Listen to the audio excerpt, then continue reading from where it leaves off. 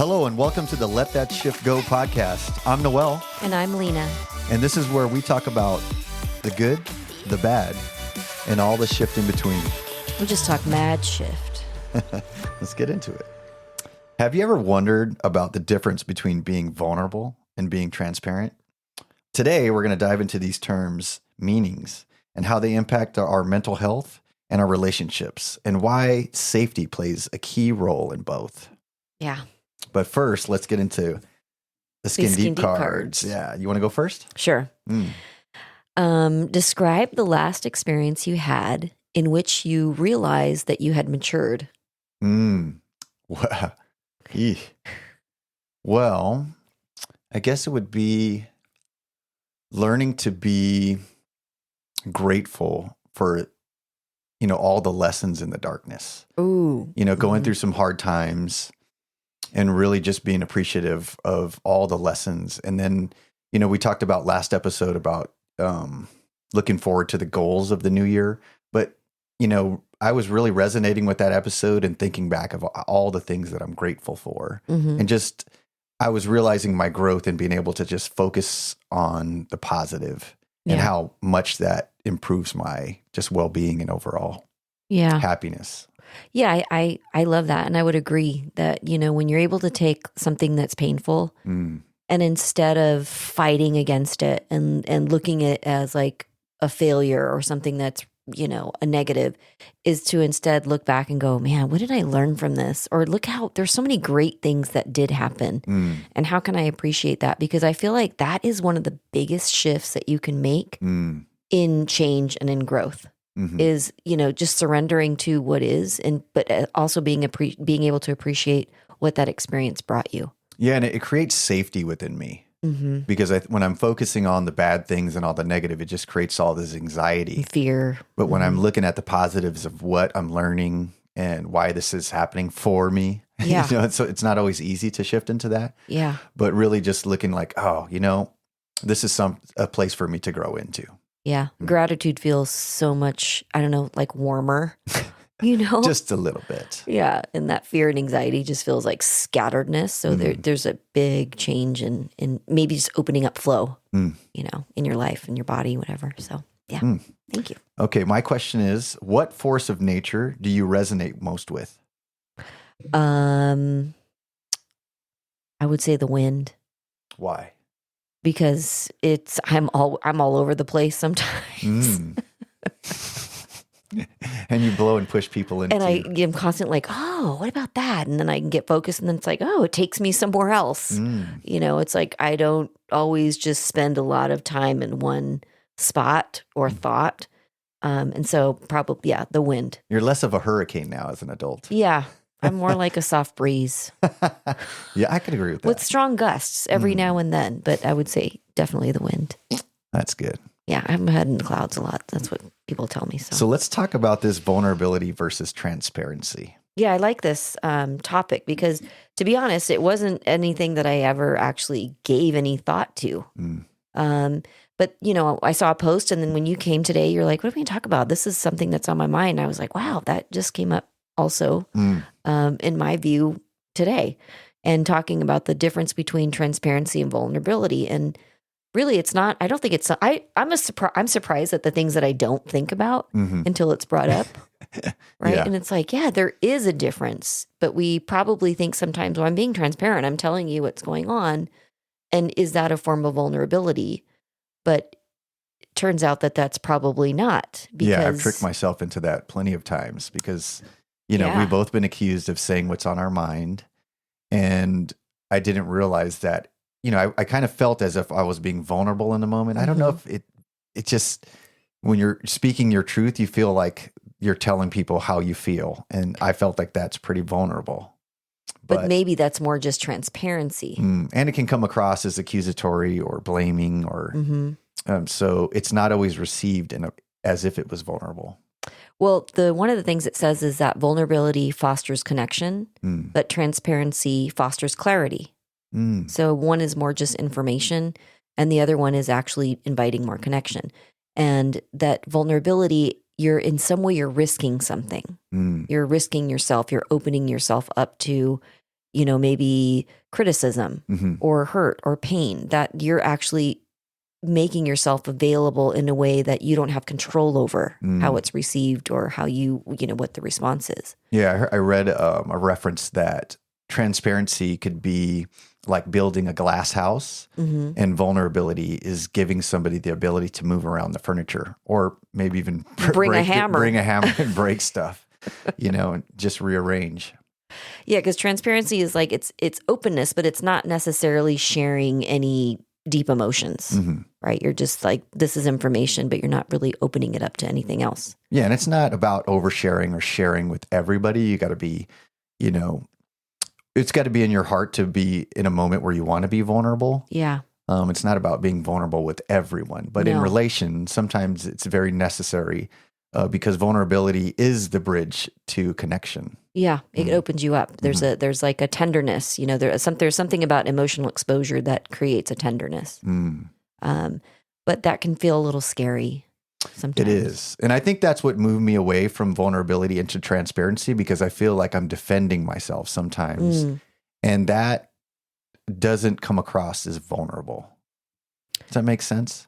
When I'm trying to share, like if I felt a conflict, if I didn't really get down to what was happening inside of me, okay, and telling, well, in this situation, I'm feeling this, and it may be because of something that's happened, and I'm just really unclear on how to handle it, as opposed to, well, when you did this, you just triggered me, and whatever. I don't know how that would be. Yeah. It just comes across as more accusatory, as opposed to sharing in a place where you're coming from pure, like instead of sharing how it affected you, and maybe showing what you might perceive as a weakness, that could be something that you would consider vulnerable.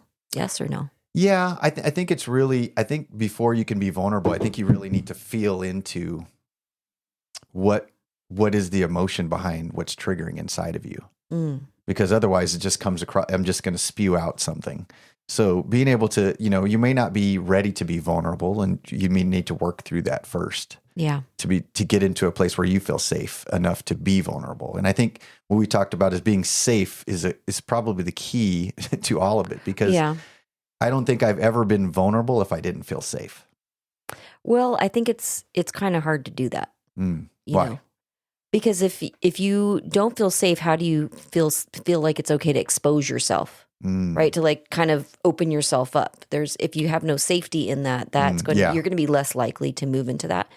But the thing is, when you move into those spaces, that's the part that can, foster emotional connection, and that can actually foster the growth. Right? And it takes a level of trust. Right. Yeah. Right. That's something that can be built. I mean, sometimes, people are just maybe oversharing, and you feel like, well, I'm being vulnerable. I'm sharing, everything about, what happened to me, what's going on. But are you actually inviting a connection in for growth? Are you inviting, the ability for someone to connect with you on that level that you're at?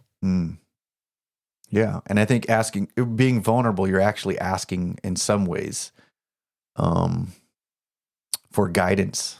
You can be. You may not always be asking for guidance, though. That's true. You may just be asking for space. You may just be asking for understanding. Sometimes you might just be asking for silence. Yeah. No, I think sometimes we think we need to give guidance, but sometimes it's just maybe somebody just needs a space to be able to say what's happened and to say how they feel about it, and to know that it's okay. Yeah. And it comes from a deep need to feel understood, right? Yeah. Yeah, definitely. Sometimes. Sometimes. What's the other times? I don't know. I don't think, sometimes if I'm sharing something, it's not because I want you to understand. Sometimes I just need to say it. And I just need to express how I'm feeling, and to know that it's okay that I feel that way. But it's not always going to come with you understanding exactly how I feel. Yeah, the other person has to hold space and allow you to feel safe to express that, right? Yeah. Yeah. But how? That's not something I've always been good at, though. Well, you know what I think? I think sometimes it's a very masculine thing. Sometimes when we're sharing sometimes the more masculine thing is I need to fix this. So, for me, if I'm sharing something, it doesn't always mean that I want you to fix it. In fact, sometimes if I feel like I say something to someone and they want to fix it, it makes me feel like I did something wrong or something was wrong. And now there needs to be a solution, when sometimes it's just needing to be heard, So I don't know. I don't think it's always guidance or it's always solution. I think sometimes it's just, you just need to feel heard, or you just need to feel seen and safe, and not judged. And so when we're opening up that way, I think really it's just really feeling into who you're with and what the circumstance is, and knowing, your audience in some way. Yeah. Feeling vulnerable is not so easy. No, it's definitely not. I love, a lot of the work that Brene Brown has done on vulnerability. Some of her stuff is just so powerful. And one of the things that she talks about is vulnerability and shame. And if you think about, there's a link between vulnerability and the experience of shame, because what she says is that shame grows in secrecy and in silence. Yeah. And vulnerability is a way to counteract that shame by bringing up, authenticity and self-compassion into the light. And that's sometimes a scary thing to do, especially if you've, kind of grown up in a culture or a family where that wasn't welcomed. And you were judged or felt, you're feeling judged. And and so a lot of now you can even feel shame for needing help, or shame for wanting to express something. So a lot of times that's a really big step for people to actually move into vulnerability. But vulnerability is like this very nutritive soil for something else to grow. And one of the things I think about is like a little plant. If you've planted a seed, right? Put it down into the dirt, into the dark, and then it has to sprout up and it has to come to the surface. But that little sprout is like the most tender that plant will ever be. And that's the only thing that everybody sees, because all the stuff in the dirt is all the stuff. It's all those stuff that you've been doing, all the work. But that little tender bud is what's coming up to the surface.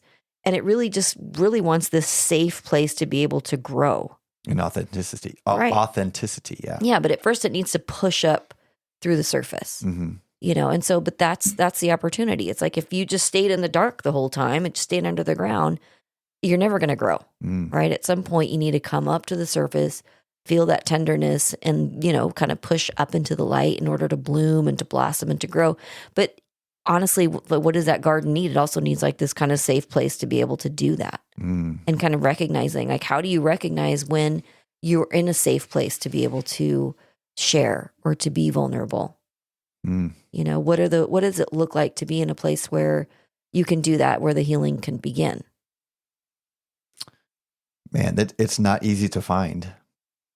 Well, what would it look like? What would it look like? I think, what you said earlier was about just an ear to listen to, because I think showing up in my full authenticity is challenging, because it's an exercise of trust, because I'm going to be probably sharing something that I haven't shared with somebody else or don't typically share with people. And it's a part that I probably keep hidden. Yeah. And I need to find a way to trust that, that's that worth part, where I'm trusting that you'll still like me or love me, even though I've shared this part of myself. A vulnerability, a weakness, a yeah. perceived weakness, even something that you have felt ashamed of or you've tried to figure out. Yeah, I mean, growing up as a male, it's vulnerability equals weakness is what was taught to me. And so this exercise of being vulnerable, sometimes, it's like, oh, I have to weigh it as, am I emotionally dumping? You know what I mean? Or am I trying to create a connection of vulnerability with somebody so that I have a soundboard? Because I realize some of my closest relationships were built on unknowingly just sharing stories that were in some ways something the other person didn't expect or expect me to share in such a way. And somehow we just became the soundboard for each other, sharing experiences and then talking about those experiences, how we felt in those times. And that was building a deep connection with the other person. But it took a moment of... It took one of us had to go one first. of you going first. Mm-hmm. To share something like, hey, what's going on? And then you go, oh, everything's great, the weather, all this. But, sometimes something's on your heart and you need to find some space to open up. Yeah. And instead of saying everything's fine, you're like, you know what? It's not fine. I'm actually not feeling good. I'm actually afraid, or I'm ashamed of something. And that is like kind of this open, tender part where you're like, this person could literally crush me right now. Yeah.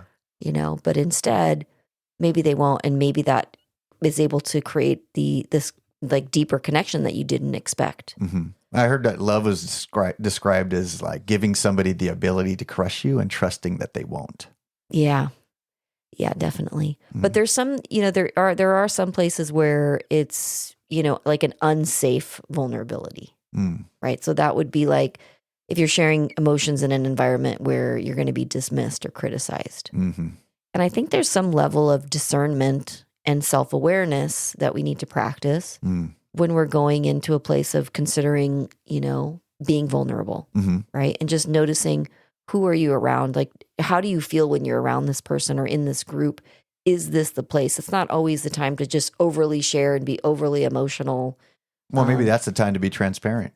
Yeah, that's the time to be transparent. Yeah, I'm not feeling good. I don't feel like talking about it right now, but to be honest, this is where I'm at. I've had a bad day, right? Instead of, I think I want to talk about this.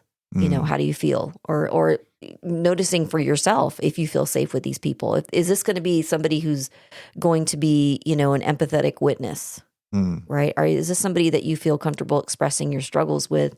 And they've proven that maybe in the past they're not going to throw this back in your face at a later time or whatever. But I think that, sometimes just being able to take the chance and say, this is what I'm feeling, and having that moment, it may give the other person an opportunity to do the same. And like you said, there's like an opportunity for a deeper connection there. Yeah. In a marriage or in, an interpersonal relationship, I think somehow there's a lot more fear involved with, for me, like an abandonment fear, gets in there. So being vulnerable triggers things inside of me, a fear of abandonment sometimes. And so it makes it tougher for me when with these really close relationships, because I fear I hold so much weight or gravity in that relationship, and that self-worth, and not being willing to trust that relationship will still be there if I share these parts of me, because I feel I'm supposed to be this mantle of a man and I'm supposed to hold all this weight on my shoulders. But when I start to show this weakness, I've been trained to think that if I do that, then people will see me as a weak-minded person. But so building that trust with the right people at the right times is so important, because if you stay in transparency, and if I never really moved truly into vulnerability, I never give any relationship the chance to grow or to expand. Yeah, or to allow yourself to be held. Allow yourself to rewrite the story that you've been telling yourself. Yeah, I think the first person I needed to be vulnerable with myself, actually, is to admit things to myself. That was the hardest part. Wow. Was there just like a lack of like compassion for yourself? No, I don't know if it's a lack of compassion. I think it was just a fear of admitting weakness. Because of the story of I told myself that you got to be the best, you got to be the strongest, you can't show weakness, never let them see a sweat, kind of a thing. Because weakness didn't equal the best. Because the inner dialogue was saying that all the time, and so to speak it outwardly in a different way just went against all that, self, or just the culture inside of me of just holding things in and not sharing. So admitting or maybe just recognizing my worth and trusting and having faith in myself, that I am good enough, that how I show up is as a good person, and all those things, and trusting in that, and then finding a way to be vulnerable with where my weaknesses really are is made it easier to then be vulnerable with somebody else. You know, it made me think about when we were at Fit for Service. Okay. Because I feel like that was a really beautiful environment where you got to kind of rewrite some of these old stories about, you know, what it means to be masculine or what it means to be strong and what it means to be, you know, what you would perceive yourself as being weak and being vulnerable. And what I saw even watching you work through in that situation, which, you know, I'd never seen you in a situation like we were at Fit for Service, in a community of very like-minded, open-minded, very vulnerable individuals all together, and being able to see yourself as being able to still be masculine and strong and work through your, you know, whatever it is you came into work with, but then also going into a group and being like, the assignment is to share. Yeah. I mean, the assignment is to share something that is scary. Yeah. Partner up with this person and we want you to share somebody you've never met or know anything about. The deepest, darkest parts of you. And we had to write, I remember give you 15 minutes to write that out and then go pick somebody. And, you know, then it was just a mad dash, like, oh, looking around, it was like, oh, do I want to share with this person? And then trusting, that once it was that exercise of sharing something so vulnerable to absolute stranger, but then, you know, feeling that it was truly accepted and that there was a connection there, because once I shared, that person shared with me because something that I said resonated with them, and it created, you know, kind of a friendship that just away created a connection, a bond. Yeah. Yeah. And so in some ways you had to like rewrite that story in your brain that it wasn't okay to share, to be vulnerable. Now, in this situation, we were in a group that we were all working on very similar things. Clear intentions, yeah. Yeah, and it was a safe group. You know, you weren't just at like a club, you know what I mean? And drinking, and then who knows. But I watched you grow in that and being able to be like, oh my gosh, actually, this is like a superpower, is to be able to, you know, recognize what it is that you're feeling, allow yourself to be vulnerable and move into that space. Even though in some ways it was like the assignment, it was like, this is what we're doing. You have to go try it. But you're able to kind of open up and move through and make a deeper connection that you would never maybe have made otherwise without that being the intention. The other thing it makes me think about is how even eye gazing, you know, when we do different group practices. Explain a little bit about eye gazing, because maybe not everybody knows what that is, because I was totally. Oh, and it's like terror. It is terror, because I feel like eye gazing is one of the most vulnerable things that we can do. And eye gazing is something that actually, even with the skin deep cards that we do in the beginning, one of the rules is you're supposed to eye gaze for 30 seconds before you ask these questions. It's just looking at each other with no talking. Yep. It's just, we're going to sit down. We're not going to say anything. We are just going to look into each other's eyes for 30 seconds. And I'll tell you, the fear that I see in people's faces when we do these practices at Serenity Cove is like, oh my gosh, anything but that. You know, silence and stillness. Silence, stillness, and like somebody just looking at you and seeing you it can feel very, very vulnerable. You know, because behind your own eyes, you're like, are they judging me? Did they even want me as a partner? Do I have something in my nose?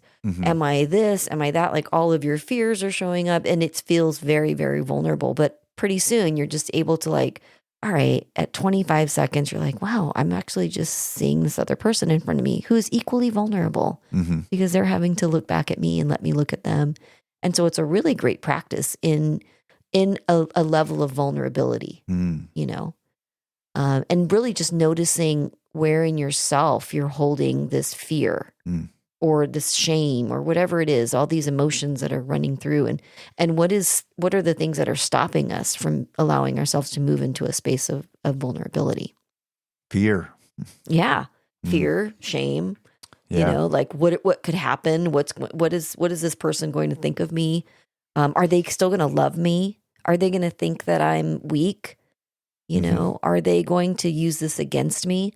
Are they going to now like think that I'm not dependable or I'm not strong or whatever? I think for myself, that's one of the parts for me that it's difficult for me to move into vulnerability is like, you'd think that, well, I spend a lot of my time being vulnerable. And if I'm really honest, I don't spend a lot of my time being vulnerable with a lot of people.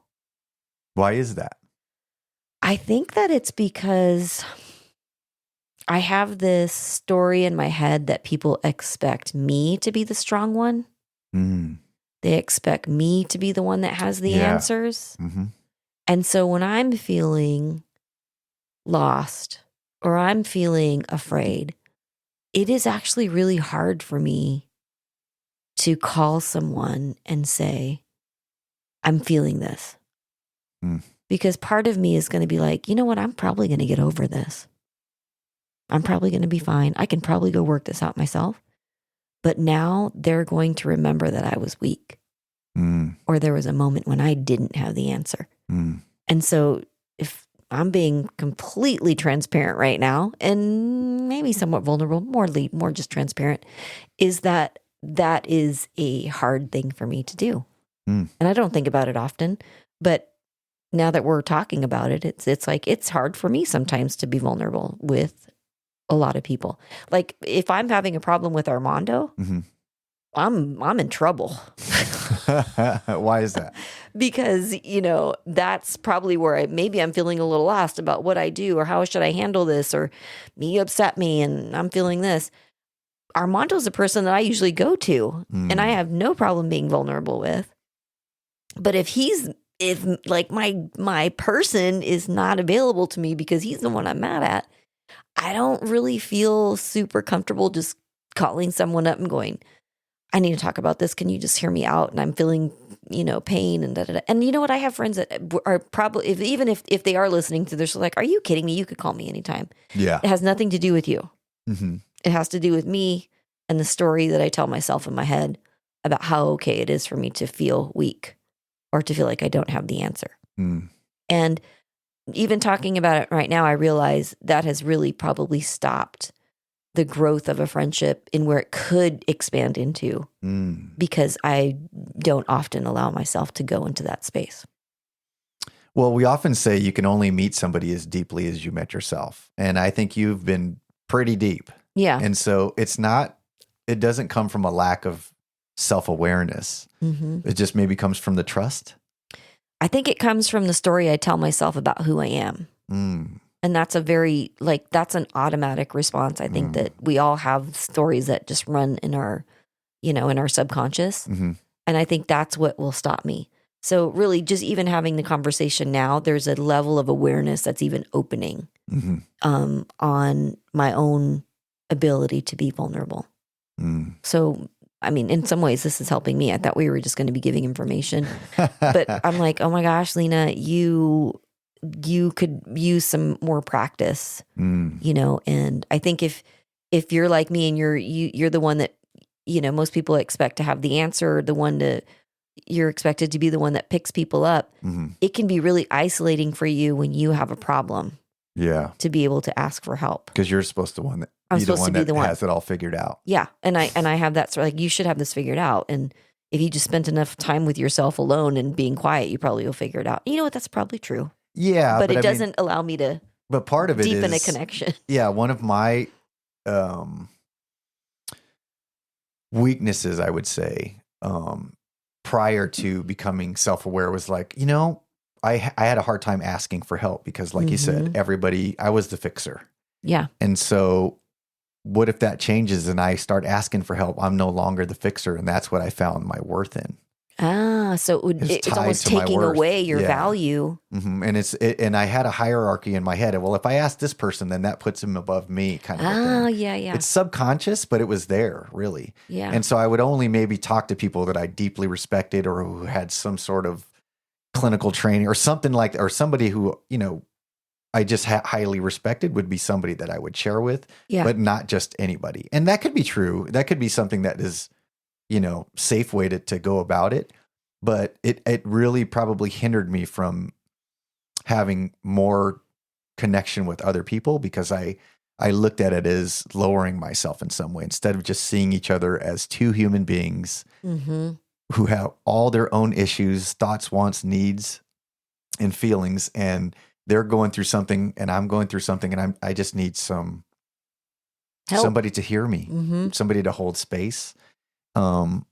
Seeing it like that is much easier than, tying the whole story of like, I'm the fixer. If I say this, then they're going to look down on me, which was all about my self-worth part.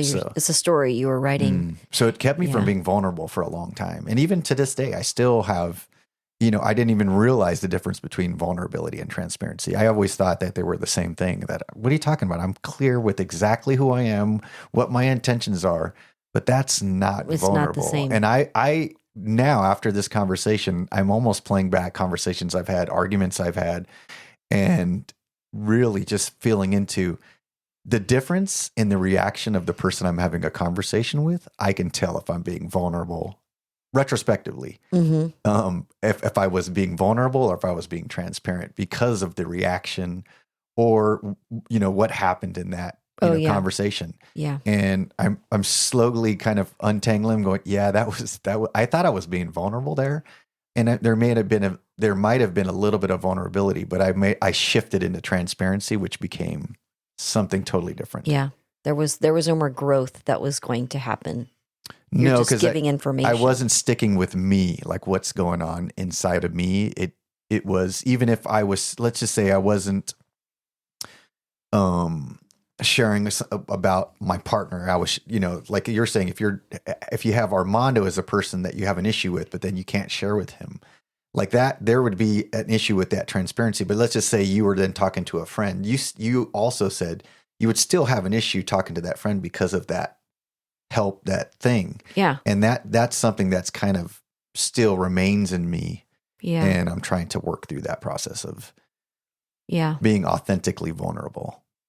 Well, and it takes a level of courage to be able to do that. The other thing that it was reminding me of when we were talking is, as children, if you were really kind of tasked with kind of taking care of yourself, and it creates like a level of hyper independence that you may be less likely to be able to be vulnerable or ask for help because it's seen as weakness. Yeah, and then also if you asked for help back then, you were and ignored you didn't get it. And nobody. Then you just go into hyper independence. Yeah, you're like, well, nobody's coming to help. I have to do it myself, and that can be something you learned in childhood. And then how are you now possibly repeating that story? Like, is it actually true, or is it just like, no, this is a learned behavior. I learned that I need to be independent. I can do it myself. I don't need help. And then there goes your opportunity to actually foster a connection somewhere. That led me to seeking constant reassurance. Yeah. And that doesn't lead to vulnerability. Yeah, because if you don't necessarily want to be vulnerable just to gain reassurance. Yeah, that's something completely different too. Well, I like that, we've brought this up, and I hope that people are able to even just look at themselves and to see, where some of these truths might be for them. And there's a couple of questions that I want people to be able to ask themselves. And then I'd love to, if we can, kind of lead through just a really brief breath work, clearing, maybe just a couple minutes. So if you're listening to this and, you're really starting to think deeply or more deeply about the differences between transparency and vulnerability and how that's showing up in your life, here's just 2 introspective questions I want you to ask yourself. And then we're going to move into a brief breathwork session. So if you're not driving, or maybe you can, just save this for later when you can sit somewhere still and close your eyes. But right now, just asking yourself, where in my life do I feel safe enough to be vulnerable? And where do I feel the need to be only transparent? And what does that reveal about my relationships and boundaries? The other thing is to ask yourself, what fear or belief might be holding me back from fully expressing my truth? And what would it feel like to release that? Right? Just asking yourself those questions. What would it feel like to release that? What would it feel like to release that? So right now, if you're able to just sit somewhere quietly and close your eyes down and just sit somewhere, where you can have your legs out in front of you or below your hips. Have your hands maybe down on your legs, facing down, just feeling yourself in the space. And just take a nice big deep breath in, maybe imagining your breath coming up through your feet, through your legs and hips and abdomen, all the way through your head, and just letting it go. Just feeling that connection with your breath. Maybe bringing your attention to the tip of your nose, feeling if it's warm or cool, jagged or smooth. Just feeling that connection with your breath. Feeling a readiness to go in and to cleanse and to clear. And so now just opening your mouth, loosening your jaw, take a big breath in, imagining that you have a balloon in your belly and a balloon in your chest. And first filling up that belly balloon, and then up into the chest, and then letting it go. Big, deep inhale into the belly, into the chest, letting it go. We're breathing circular and connected. And I want you to imagine your breath like a broom sweeping through your body. And here we go. Big inhale in, letting it go. And with each inhale, I want you to imagine a sense of safety and courage filling your body. With each exhale, I want you to release any fear or belief that no longer serves you. Feel the weight lifting with every breath out. Nice. Let's say 2 more big sweeps in here. And as you breathe in, I want you to silently say to yourself, I am safe to share my truth. As you exhale, I want you to feel a sense of openness, as if the walls around your heart are softening, allowing connection and authenticity to flow. And closing your mouth, starting to breathe long and deep through your nose.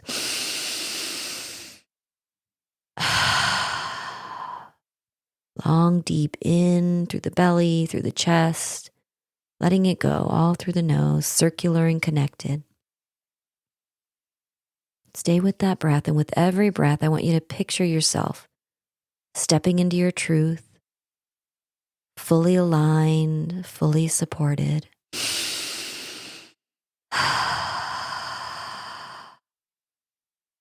Over and over, let your breath guide you toward clarity and the freedom to express who you truly are.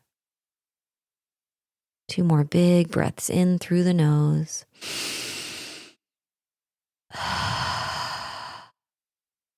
One more big breath in, and just letting it all go. Just feeling yourself in the space starting to return to a normal breath.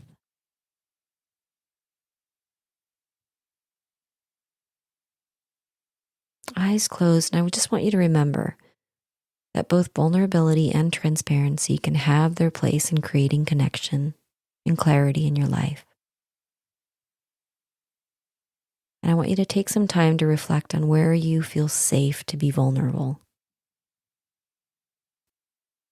And how can you use this to strengthen your connections, your relationships,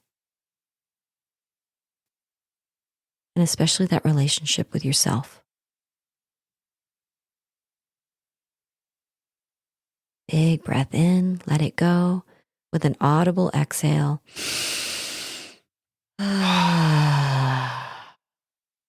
Thank you, and we'll see you next time.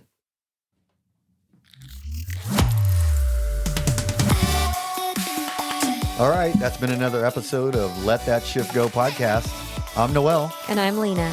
Let us know what your questions are, and we'd love to use them on a future episode. Or check us out on Insta at Let That Shift Go, or visit our website, serenitycovetemecula.com.